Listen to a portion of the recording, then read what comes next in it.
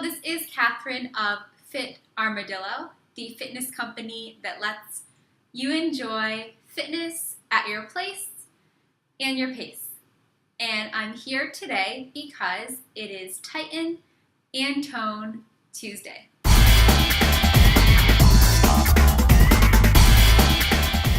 Summer is almost here, and I've been getting a lot of questions about the best exercises to do if you want to have a nice flat tummy when you are going to the beach or sitting by the pool this summer. Back in the 90s, this video would have been all about different types of crunches. I'm thinking back to such classics as 8-minute abs, but what we found is that the basic floor crunch is really not all that effective at strengthening our abs and getting you that nice flat stomach that you want. So instead, today I'm going to share with you how to do a plank, which is a great exercise to strengthen and tone your abs, but also your entire core. This includes your abs and also your back. And by doing a plank, we're going to be doing a more functional exercise, an exercise that's more like what we would do in real life, which is hold ourselves up nice and tall like I'm doing now, not crunching. I mean, most of us don't really walk around crunching while we're walking, but we do need to hold ourselves up nice and tall, and we need a strong core, abs, and back to get there. So grab a mat, come down on the floor with me, and I'm going to teach you how to do a basic plank, the modification for that plank if you're not able to hold it the whole time, and also a side plank so we can target the obliques as well as the front of our body. So come on down. For our basic plank, we're just going to bring things down on the mat. We're going to bring our forearms in front of us. And we want to check our form in the mirror to make sure that our shoulder and elbow are in one straight line.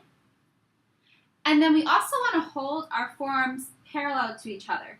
Sometimes you'll see people holding their hands together in the center, and that can actually place a lot of stress on our shoulders. So really you want to make sure your forearms are parallel, palms facing down, or holding your hands in a fist is fine, but just try not to hold your hands together. That can place some stress on your shoulders. So getting ready, shoulder and elbow are in one straight line. Palms are planted on the floor so that our forearms are parallel to each other. And then we're going to tuck our toes under, keeping them pretty close together. Tighten our leg muscles, squeeze our booty muscles, and then we're going to lift up so that our body weight is supported by our forearms and our toes. And you should have a nice straight line from your head to toes, so just check your form there. That line will be maintained by you keeping your abs nice and tight. Now, I'm looking at the camera to talk to you right now, but you want to have your gaze facing down at the floor in front of you, holding those abs tight the whole time. Now, when you're in your plank, you'll know it's time to stop if you start to see your hips drop. So see, I'm not in a straight line anymore. I have a curve. That's not good for my back. Or if your hips start coming up. So remember, it's a plank. You want to be in one straight line. If your hips come up or drop, stop the exercise. If you can hold that plank form without dropping your hips or letting them rise for 5 to 10 seconds, I'd like to see you keep doing that regular plank for now. But if you can't hold it for that long and you're really having trouble, then you can try the modified plank. So let's look at that next. So our arm position is going to be the same, straight line from shoulder to elbow. So check that. Our legs are going to be together, or you can cross your feet at the ankles, whatever's more comfortable to you.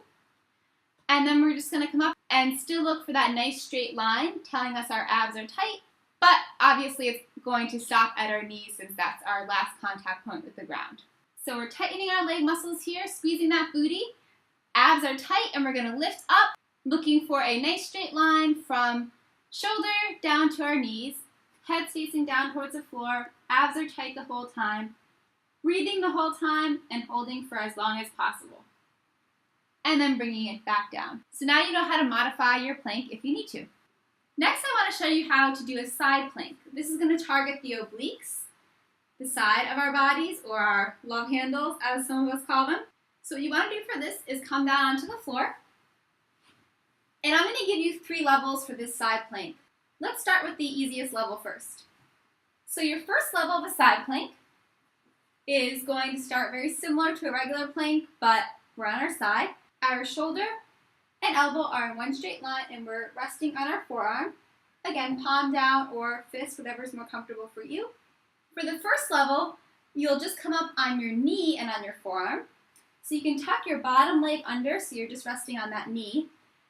Your other leg's going to be nice and long, and then you're going to have your abs nice and tight. And then lift your hips up, looking for a nice straight line from your shoulder down to your foot, holding here as long as you can, and then dropping it down. To make it a little harder, once you've mastered that first level, you can stagger your feet. So you can see here one foot is in front of the other. That's going to give me a wider base, but now my body's going to have to hold a little bit more of the weight of my legs in this position, so that'll make it more difficult. So again, shoulder and elbow are in one straight line, abs are tight, and I'm going to lift up my hips, looking for that straight line in the body, and all my weight's on my feet, but also in my forearm. So I'm going to hold here, working those obliques, you'll feel it down here, and then I'm going to lower down when I'm done.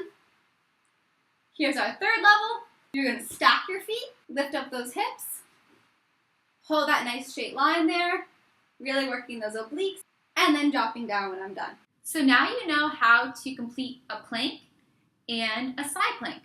Now a lot of people will tell you that you should hold your plank for as long as you can indefinitely, and that's okay, but it's not going to challenge your abs as much once you get past a minute to 90 seconds. So if you found that you were able to hold your plank for longer than a minute, you're going to want to tune in next week, because I'm going to share with you some variations on the plank and side plank that will help you challenge your abs even more so that you're able to continue to see changes and get the most benefit from this part of your workout. Now, one last thing before we go. I told you I would teach you about planks because I want to help you tone your abs, and they definitely will help you do so. But one thing to keep in mind is that if you really want to have flat abs, you can't just work your abs, you have to work your whole body. So you want to make sure that this plank part of your routine is in addition to a complete cardiovascular and strength training routine as well. If you need more help creating a better, well-rounded workout, you know where to find me. I would love to work with you as a one-on-one client or have you as one of my next members in a group fitness program. What I want you to do with your new knowledge is to take action now. Find a place where you can practice your plank and side plank while watching for proper form. And I want you to see how long you can hold your plank and your side plank. Then you can leave me a comment below the video letting me know how you did. If you learned something by watching this video, please share it, because sharing is caring. I hope you have a great week, great workout, get some great plank practice this week, and come back next week ready to learn how to take your ab routine to the next level with some additional plank variations. See you next time.